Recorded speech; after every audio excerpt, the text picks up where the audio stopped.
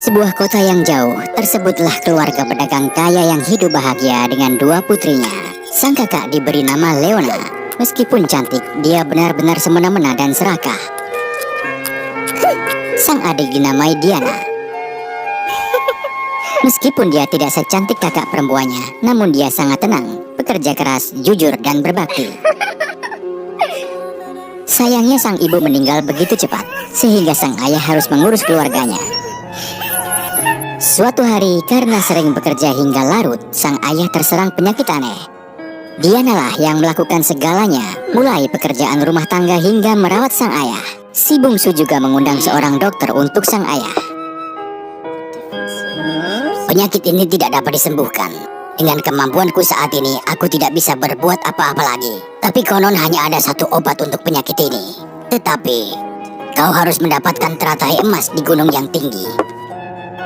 Jalan menuju ke sana sangat sulit dan bergelombang. Kau harus menyeberangi jembatan, melewati hutan yang penuh dengan binatang buas. Kau akan menemukan sebuah pura yang terletak di atas tebing. Ada teratai emas yang katanya bisa menyembuhkan segala penyakit. Putriku, siapapun yang bisa menyembuhkan penyakitku akan mewarisi semua hartaku. Biar aku saja yang pergi, ayah. Aku akan mencarinya. Setelah setengah hari perjalanan, Leona melihat jembatan. Karena sangat tergesa-gesa, dia terburu-buru menginjak jembatan yang menyebabkannya bergetar dengan hebat. Leona pun dengan cepat melangkah mundur. Kutunggu saja Diana, dan lihat apa idenya. Leona pun duduk di atas batu dan menunggu. Di sebelahnya ada seorang lelaki tua yang meminta makanan. Nona, aku sangat lapar. Bisakah kau memberiku sesuatu untuk dimakan? Pak tua, aku hanya punya makanan untuk perjalananku. Jika aku membaginya denganmu, aku akan mati kelaparan. Nona, aku bisa membantu menyeberangi jembatan dengan aman. Aku hanya butuh makanan. Aku tidak punya makanan untukmu. Aku tahu sulit untuk menyeberangi jembatan itu. Lalu bagaimana mungkin orang tua lemah sepertimu bisa membantuku? Jangan bodohi aku. Hai nak, aku lapar. Tolonglah beri aku sesuatu untuk kumakan.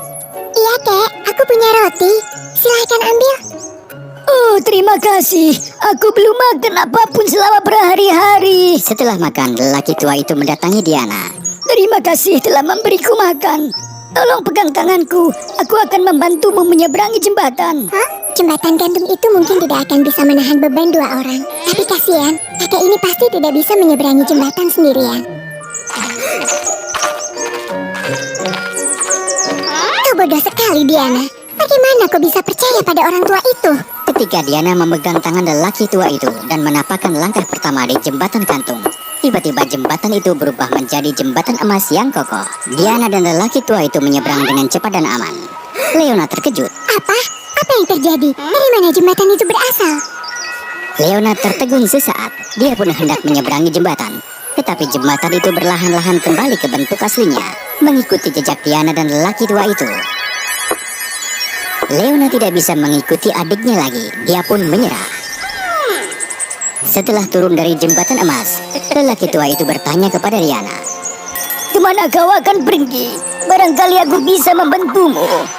Diana menyadari bahwa lelaki tua itu bukan orang biasa. Iya kakek, aku sedang mencari teratai emas untuk menyembuhkan ayahku. Tolong bantu aku. Kau anak yang baik, tidak seperti gadis yang satunya lagi. Jika dia tidak ingin berbagi kesulitan dengan orang lain, bagaimana dia bisa membantu orang lain? Aku adalah dewa gunung yang memerintah negeri ini. Aku akan membantumu. Ambil tas kulit harimau ini, isi dengan air dari sungai ini, dan bawalah. Itu akan membantumu. Setelah meninggalkan hutan ini, teruslah menuju ke tebing curam. Kau akan melihat mangkuk di kaki gunung. Kau akan tahu apa yang harus kau lakukan. Diana mendengarkan dengan patuh. Setelah mengatakan itu, lelaki tua itu menghilang. Diana pun semakin percaya diri dengan dua pemberian dari dewa gunung tersebut. Gadis itu mengambil air dari sungai, menuangkannya ke dalam kantong kulit harimau dan pergi ke hutan. Meskipun tas itu berisi banyak air, ternyata tidak berat sama sekali. Berkat tas kulit harimau ajaib dari dewa gunung, tidak ada binatang buas di hutan yang berani mendekatinya. Diana dengan selamat meninggalkan hutan dan mencapai tebing. Di kaki tebing, dia melihat mangkuk batu yang sangat besar. Setelah berpikir sejenak, dia mencoba menuangkan air sungai ke dalam mangkuk. Mangkuk batu itu tiba-tiba penuh setelah gadis itu mengosongkan kantong air. Tanpa diduga, gorila raksasa keluar dari gunung. Dia tampak garang, tetapi tidak berniat untuk menyakiti Diana. Gorila itu hanya mengambil mangkuk untuk minum air.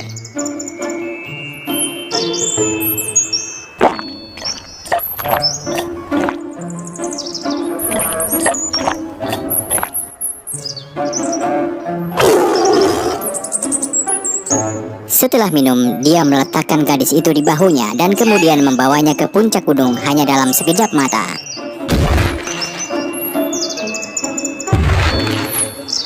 Di puncak gunung, Diana melihat sebuah kuil kuno dengan balok-balok batu yang diukir dengan rumit.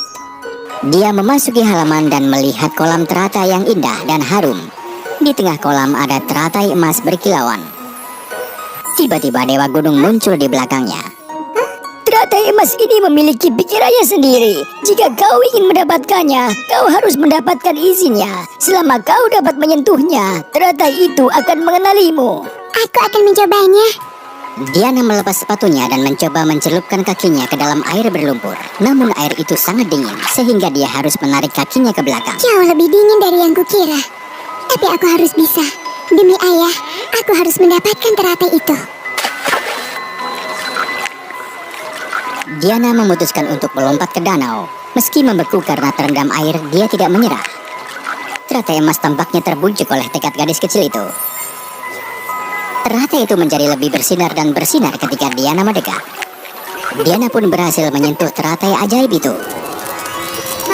Tangannya terbakar, tapi itu tidak menghentikan keinginannya untuk menyelamatkan ayahnya. Ketika dia melangkah ke darat, Diana merasa benar-benar sehat dan kuat. Selain itu, dia menjadi jauh lebih cantik dari sebelumnya. Karena Dewa Gunung sangat senang, dia mengisi kantong kulit harimau dengan air berlumpur dan memberikannya kepada gadis itu. Teratai emas itu harus direbus dengan air keruh dari danau ini. Kalau tidak, bukan hanya penyakitnya yang tidak akan sembuh, tetapi situasinya akan menjadi lebih buruk. Aku akan mengingatnya. Terima kasih, Kek. Begitu Diana mengangkat kepalanya, Dewa Gunung telah menghilang. Anehnya, begitu Diana menoleh, pemandangan pun berubah. Tiba-tiba dia berada di jembatan gantung. Ajaib sekali. Hari sudah gelap. Diana bertemu kakaknya yang menunggunya di ujung jembatan gantung. Leona, sedari tadi kau masih duduk di sini menungguku. Diana, kau sudah kembali? Iya, aku sudah kembali. Aku hanya tunggu sebentar. Bagaimana kau bisa menjadi begitu cantik? Itu karena aku berendam dalam lumpur dingin saat mengambil teratai emas ini. Lumpur, panas, dingin. Lupakan saja. Oh, aku sudah cukup cantik. Di mana teratai emasnya? Diana membuka tasnya dan menunjukkan teratai emas yang membuat Leona tidak bisa mengalihkan pandangan darinya. Sekarang sudah larut. Kau pasti lelah. Kita harus beristirahat dan pergi dari sini besok pagi untuk membawanya pulang untuk ayah. Diana terbangun di tengah malam dan dia tidak melihat kakaknya. Diana mencari ke dalam tasnya. Teratai itu tidak ada di sana. Oh tidak, teratai emas itu hilang. Leona pasti membawanya pulang terlebih dulu. Tapi tanpa air ajaib ini, bagaimana dia bisa membuat obat? Keesokan harinya, Leona sampai di rumah dengan membawa teratai emas. Mungkin satu kelopak saja sudah cukup. Lalu aku akan menjual sisanya dan mendapatkan uang. Leona merobek kelopak teratai emasnya dan merebusnya dengan air hujan. Saat merebus, cahaya keemasan kelopak teratai pelan-pelan menghilang. Setelah selesai, Leona memberikan obat kepada ayahnya. Ayah, aku sudah pulang membawa teratai emas dan bisa mengobati ayah. Minumlah. Sang ayah mengambil mangkuk dari putrinya dan meminumnya. Namun tiba-tiba hampir semua rambutnya rontok. Dia merasa seolah-olah semuanya akan segera berakhir. Kenapa semuanya jadi aneh seperti ini? Tidak! Pada saat itu Diana datang. Dia menatap ayahnya dengan panik. Diana segera merebus sisa bunga dengan air ajaib dari tas. Obat yang dibuat Diana berbau sangat harum dengan warna-warna pelangi. Diana membantu ayahnya bangun dan meminum semua obat. Dalam sekejap mata, sang ayah terlihat bertahun-tahun lebih muda. Rambut di kepalanya pun tumbuh seiring masa mudanya yang kembali.